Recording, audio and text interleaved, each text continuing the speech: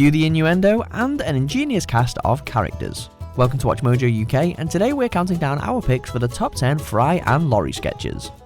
Before we begin, we publish new content every day, so be sure to subscribe to our channel and ring the bell to get notified about our latest videos. For this list, we're focusing on the finest and funniest moments from the duo's sketch show A Bit of Fry and Laurie.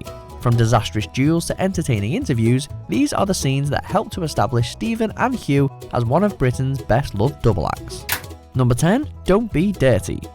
A tea time quiz with a difference, this classic clip parodies game shows like Just a Minute, as Hugh Laurie methodically avoids saying anything inappropriate. Careful, Tony. Whereby one of the participants takes a part of the other participant's person into the place where they might more commonly keep bubble gum. The sketch show's fourth series featured guest stars in almost every episode, and here Clive Mantle, from Casualty, has the tough task of taking on the champion. Then. Well, this is a very necessary business operation. Tony's challenged. He said business. Before Laurie negotiates with Daily Double, knowing he's just one false move away from failure. Tony, you said on the game! Oh, you're dirty, Tony, and that's admit it. I was dirty. Shite ass Dan. Number 9, Special Squad. In this first series sketch, Fry and Laurie play bumbling detectives hunting a criminal, and their search leads them to the home of his supposed wife. Sorry to disturb you, madam. We're making some routine door-to-door inquiries in the neighbourhood. The pair try to set up the good cop, bad cop routine, but they're equally ineffective with their line of questioning. Popey, I'm sure you won't mind if we have a quick look around. How quick? Ooh, very quick, I assure you.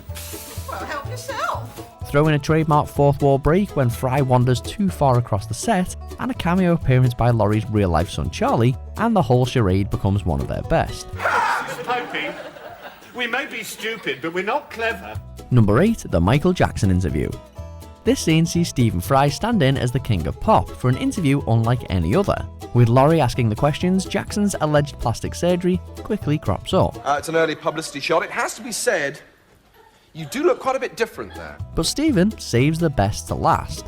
Though Hugh usually masters the musical numbers on this show, here we're treated to an unforgettable performance, even if Fry is accused of faking it all.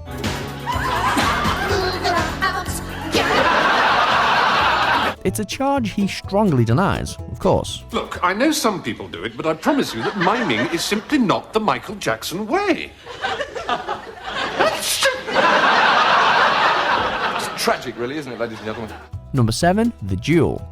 Fry often cites Monty Python as an influence over his and Hugh's work, and you can detect some Python-esque absurdity in this costume comedy scene. Aye, let us be about the business. The business! Two 18th century gentlemen are set to duel, but the sketch descends into farce when they come to choose their weapons. Sword or pistol? Sword, as you wish. 'Tis the only weapon for a gentleman. With its period dress and extravagant silliness, it's also a scene which wouldn't have looked out of place in an episode of Blackadder, which both comics were famously part of. Now, gentlemen, when you are both braced and ready, I shall drop the For heaven's sake! Number 6, the prize poem. Poetry served as subject for a number of Fry and Laurie sketches, and in this scene, a student is called to the head's office to discuss his prize-winning work. It's about this poem, really. I've read it, Terry. I can't pretend to be much of a judge of poetry. I'm an English teacher, not a homosexual. Full of dark and far-fetched imagery with a sufficient sprinkling of David Bowie references, the piece leaves the poor headmaster completely baffled. Oh, and is this David Bowie too? My body disgusts, damp grease wafts sweat balls from sweat balls and thigh fungus. I mean, you what? And that leads Laurie to skillfully turn the tables on his teacher, encouraging him to put pen to paper instead. Genius. Good. What about steamed loathing? Better. You're a natural. Number 5, firing Terry. Next, our pair play office workers with an unhealthy obsession for paperwork. Carol, Yes? how are you? Fine, thank you.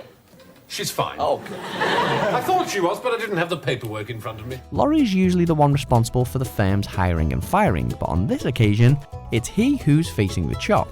Now, Terry, I have a problem. far away.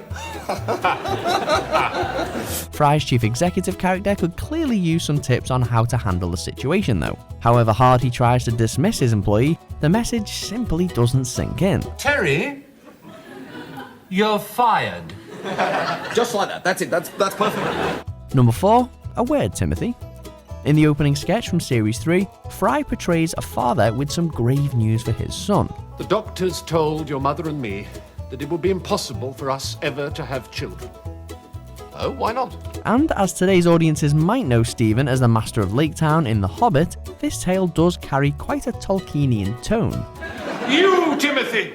You are the chosen one! Fry's long-winded stream of invented words, obscure place names and hilarious hyperbole all add to the silliness as the scene advances to an unexpected finish. Well, I think he swallowed it.